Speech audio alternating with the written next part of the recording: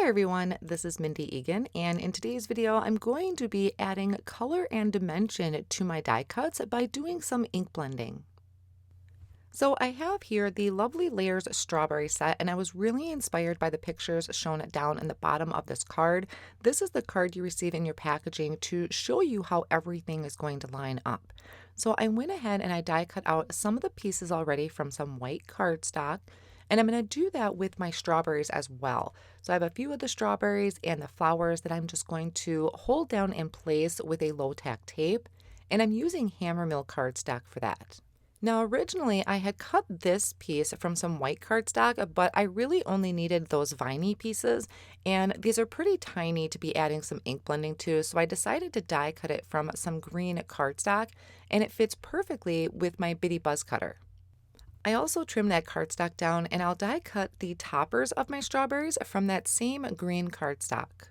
Since I have my bitty buzz cutter out, I'll go ahead and die cut out these terracotta planters from some hammer mill cardstock as well. I thought these were really neat, and like I said, love that example that Honeybee gave with the strawberry plant coming out of the top of that.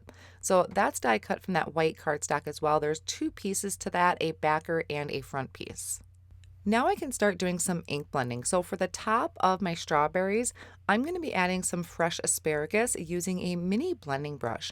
And I'm coloring just maybe the top and the bottom and leaving the centers white if there's enough room. For the smaller pieces, I'll just be adding some color to just one side of it.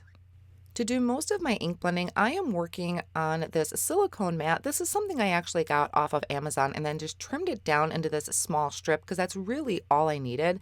And it's holding my die cut pieces in place while I do my ink blending. Now for the leaves part, this one I die cut out of white cardstock, and I added key lime as a base color. It's a really nice bright green.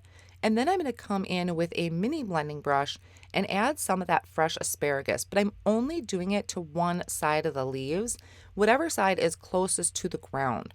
Now I wanted to keep those highlight areas on the other leaves, so I'm going to try and mask that off a little bit using a Post-it note.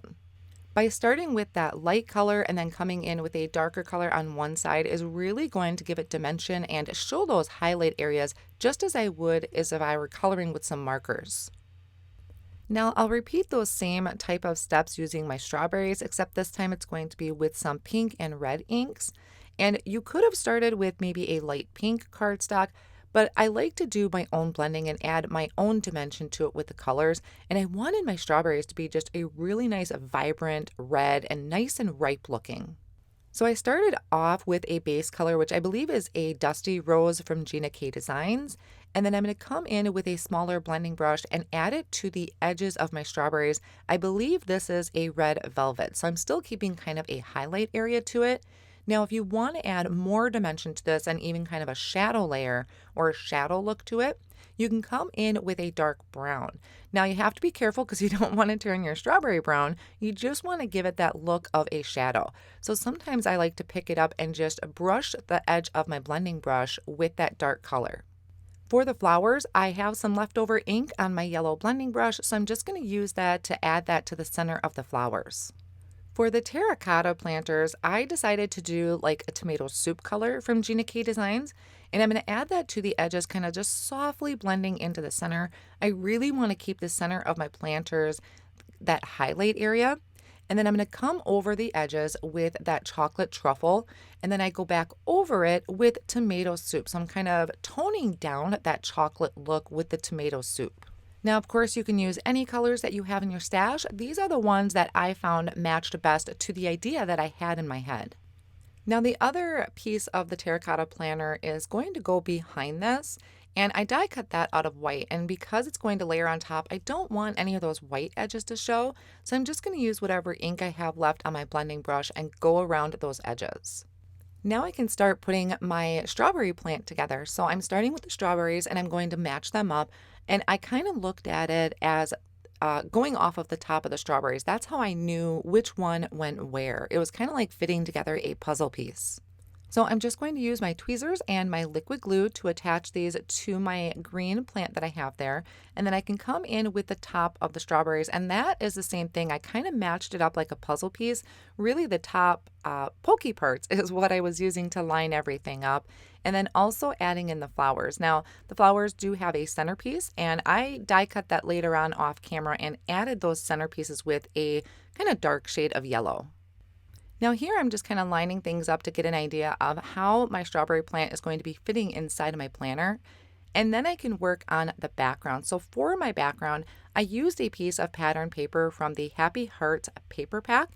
And I wanted to ground my image a little bit. So I'm using the wood frame builder. I picked out a few different sizes, and I'm going to die cut that out of some skeleton leaves cardstock from Gina K Designs.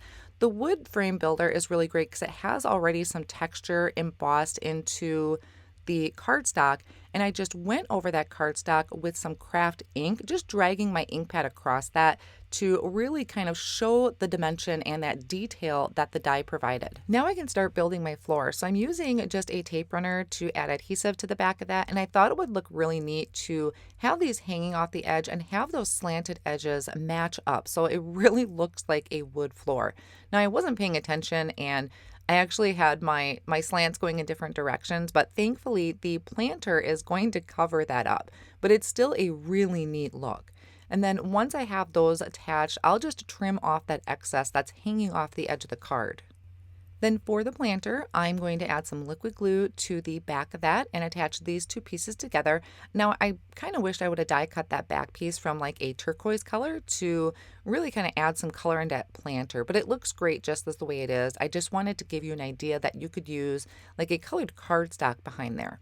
And then I added my strawberry pieces together, but I'm leaving those bottom two strawberries free of any adhesive because this is going to go in the back.